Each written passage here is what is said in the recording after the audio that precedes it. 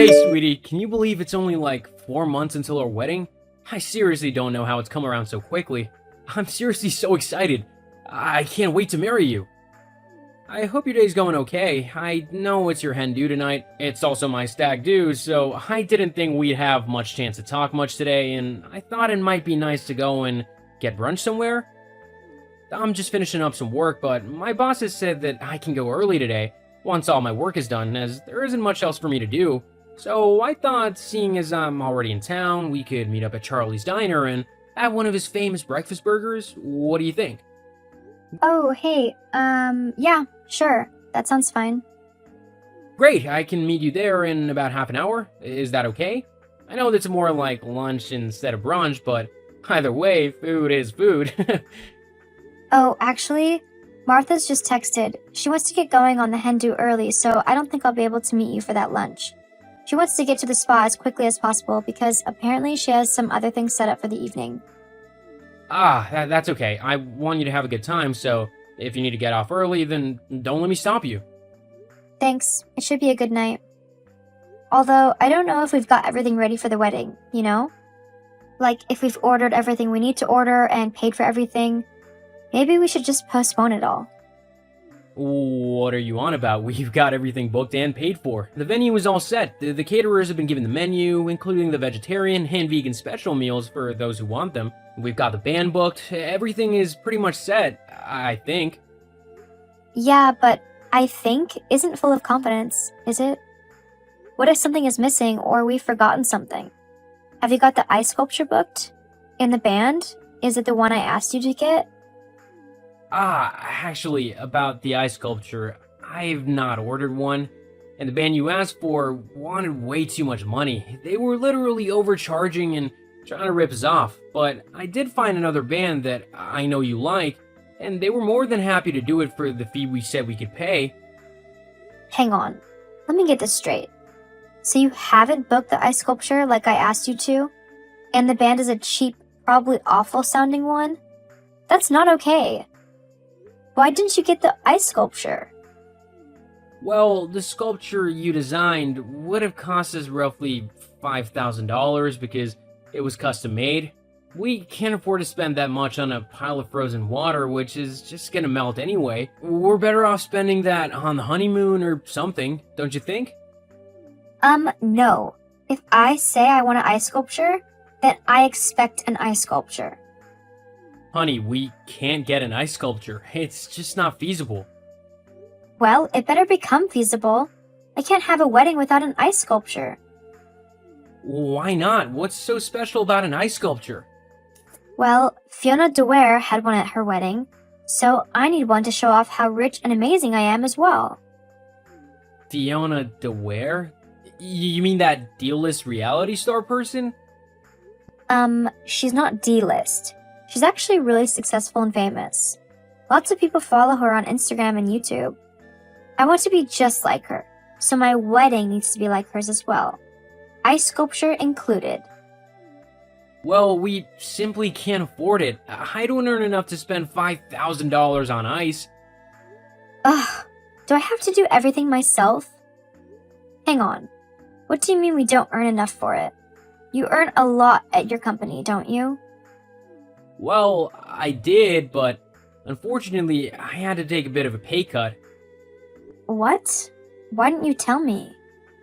Well, I didn't want you to worry, especially with the wedding coming up. I thought it would be better if I just kept it quiet so that we could get through the wedding without this adding to the stress. Well, how much of a pay cut have you had to take? About 50%. But don't worry, most of the wedding stuff has already been bought and paid for. 50%? Why couldn't you just cut your employees' wages? That way you could have kept yours at the level it should be. I couldn't do that to them. They earn less than me, and they've got families to look after, as well as themselves. At least if I take the pay cut, I'll still be earning a regular salary just until things pick up again. A regular salary? You'll hardly be earning anything. We'll have to live like poor people. Don't be ridiculous. We won't be living like poor people. Sure, we might have to cut back on some things, but we should be fine, as long as we have each other, right? Now, everything will be alright. I'll handle the rest of the wedding arrangements. I don't want to marry you. Huh? That's not funny, Emily. To say something like that really isn't in good humor. It wasn't a joke. I don't want to marry you. Why not? I'm not going to marry a poor person. But, Emily, I just told you, I'm not a poor person. I just had a little pay cut and to help my employees whilst the business goes through a bit of a tough time. It'll all bounce back, though. Or you'll go bankrupt. Face it, I'm not going to risk spending the rest of my life with someone who could potentially end up bankrupt and on the street. No way. I'm way too good for that. So I'm calling off the wedding. You're calling the wedding off simply because I don't have as much money as I did maybe like a month ago? Yep, that's right. There's no way that I'm going to be marrying someone poor like you'll apparently become. That's ridiculous! It's a temporary pay cut for the benefit of my employees. I don't care who it's for. It negatively impacts me and the amount of money I'll be getting. So I don't want to stick around for that to happen. The only way I'll stay is if you reinstate your previous wage. I don't care if you have to fire some employees or cut their wages to do it. That's the only way you'll keep me as a wife. So, what's it going to be? Me, the woman you've been dating the last few years and who you love? Or some nobodies who don't even matter? Wow, you know what? I'm glad you're showing me your true colors now before we got married. I can honestly say that I would rather look after my employees than simply please a gold digger. Seriously? You're going to pick some low-life nobodies over me? They have families too, you know. People who rely on them to bring home a decent wage so that they can actually live. We can afford to take a hit on pay for a little while. It's the right thing to do. Well, it might be the right thing to you, but it's not to me. I deserve to be spoiled in life. So if you'd rather spoil your employees, people you don't even know, then that's your problem. I'm going to go and find someone who can actually give me what I deserve. Fine, you do that. Gladly. Mark, honey, what on earth is going on? Mom, what do you mean? I've got the phone ringing off of the hook with family members asking what's going on and if it's true that you and Emily have called off the wedding. What? It's not true, is it? You're still getting married, aren't you? I mean, I've seen the Facebook post as well, but I thought that maybe she had been hacked or something. So I didn't want to assume anything. Well, I'm sorry to say, Mom, but we have actually split up and we are calling the wedding off. What? But why? Well, I don't really know what happened, to be honest. She asked if I had ordered a custom ice sculpture that she'd asked for, which would have cost $5,000. Of course, I said that we couldn't afford that. I also told her that I had to take a 50% pay cut so that I could keep the company running smoothly and so that I could pay my employees. Then she completely exploded on me, saying that I was gonna end up poor and bankrupt because of the pay cut and that I should just fire some employees instead.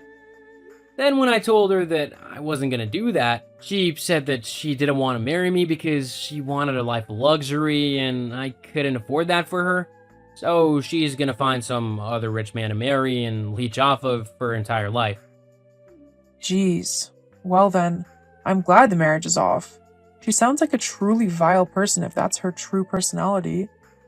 You deserve someone much better than that. Thanks, Mom. Now I just have to deal with everyone else calling to find out what's happening. Well, I can help you out there. I can talk to the family and let them know that the wedding is off. I won't go into detail about why. That's your business. But I can help ease the burden of all of this. You truly are the best mom ever. Psst, I know. Well, I best go and start getting this mess cleaned up. I love you, Mom. I love you too. Seriously, Emily? You had to go and do that? Do what? Oh, don't play innocent. You've gone and posted all over your social media that we're no longer getting married, and you've blamed me saying that it's because I'm too poor and cheap to give you the wedding you want? Well, it's the truth, isn't it? That's why we're not getting married. Because of you. We're not getting married because You can't stand the fact that you won't be able to live life like that stupid, D-list celebrity. Fiona isn't stupid, and neither is wanting to live like her. You're just ignorant and content with being a nobody. Anyway, we needed to let people know that we're not getting married so that they don't go wasting their money on wedding presents or something. I haven't even had the chance to tell my parents yet. Now I've got them messaging me frantically because they've seen your stupid Facebook post. Well, that sounds like a you problem. My parents were actually quite pleased that we'd called off the wedding. Apparently, they didn't like you very much and thought that I should find someone richer to be with. LOL. God, I can't believe you. I am so glad that I'm not marrying you now. I can see that you're a horrible person who's only interested in how much money she can get from her partner. Blah, blah, blah. Anyway, you can deal with telling everyone the wedding is off now and sorting out all of the refunds and whatever. I'm going on holiday with my friend. This whole ordeal has stressed me out, and I need a good vacation to relax. You are seriously unbelievable. Leaving me to deal with the fallout of all this? How could you do that? Well, it doesn't really bother me. Anyway, maybe I'll be able to find a super rich, handsome guy to marry whilst I'm away. LOL. Anyway, see ya. Hi, is this Mark? Yes, hello? Who is this? It's Emily. You know, the woman you almost married? Emily. Wow, it's been years. Yes, it has. Do you mind if we talk for a minute? Sure, I guess not. You know, Mark, I've thought about that time a lot, when we were together. Yeah, I've thought about it too. You left quite an impression. I want you to know that I've changed, Mark. I've grown. I've learned. Back then, I was foolish and shallow. Is that right? And you're not just saying that because you've seen how well my company's doing now and the fact that I'm earning millions of dollars a year? You're what? My company really hit it big after you left, thanks to the fact that I actually invested in my workers and my company by taking a pay cut. I was able to keep my company going through the difficult economy, whilst lots of others failed due to the bosses trying to keep their wages the same while their companies weren't making the same amount of money. Once the economy started to bounce back, I was able to take advantage of the gap in the market and expand my company.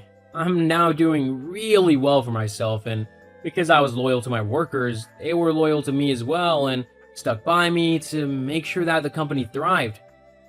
Oh, wow. So now you're making loads of money? Yup, quite a fair bit. Well, regardless, I shouldn't have acted that way I did to you all those years ago. I was young and naive, and I made a terrible mistake. Leaving you because of, well, money. I have to admit, money does strange things to people. When I first started earning quite a lot of money, I felt myself changing.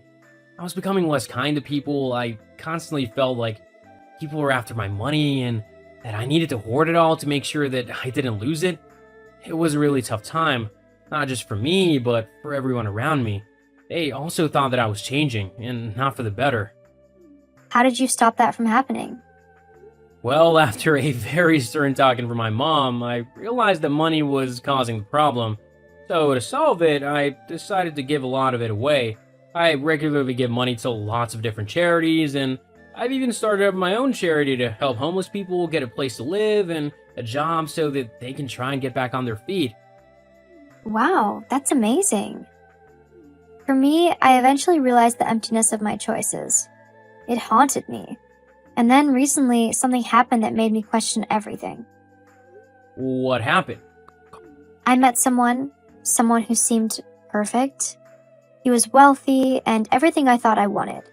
We spent a few good weeks together. We went on quite a lot of vacations and weekend getaways, spent loads of money and had lots of fun. But as time passed, I discovered the hollowness behind the glitter, the same shallowness I once embraced. Karma, perhaps? Maybe. But that's not all. That someone, he turned out to be not so perfect after all. He deceived me, betrayed me. Oh, how the tables have turned. Mark, I fainted when I realized he was cheating on me. I felt the humiliation, the pain, the loss. It was like life was teaching me a harsh lesson. Did you understand what the lesson was? Yes, that love, real love, is not about money or appearances. It's about who you are as a person, the values you hold, the way you treat others. You're finally getting it, huh? Yeah, I guess I am. I can only hope that it's better late than never, but it came at a cost. I've learned, but I've lost too. So, why'd you message me today? I wanted to apologize, Mark. I was wrong to hurt you the way I did, and I wanted you to know that I now understand the pain I caused. Emily, I appreciate your apology, but it doesn't erase the past. It doesn't change what happened. I know, but I had to try. I hope you find the happiness and love you're looking for, Emily. I truly do. Thank you, Mark, and I hope you find the happiness you deserve too. Money really isn't everything. Whilst it is needed so that people can have a comfortable and happy life, without needing to worry about where their next meal will come from, it shouldn't become the sole focus of a person. Otherwise, it can lead to the destruction of relationships that otherwise could have been exactly what you needed and wanted in life. After my chat with Emily, I heard that she went on to get a job as a nurse so that she could help those who needed it. She also spent some of her time volunteering at her local charity to help the less fortunate. She found that even though these people often had next to nothing in life, they were some of the kindest and most understanding people that she had ever met. As for me, I still give to charity as often as I can. I also make sure to pay my employees the wages that they deserve for all the hard work that they do. Hopefully I can keep giving back to the world whilst I'm here and can try and make people's lives better one step at a time. Money, when hoarded, can cause nothing but hardship and misery for everyone else in the world. It is better to share what you have, especially if you have an excess of it.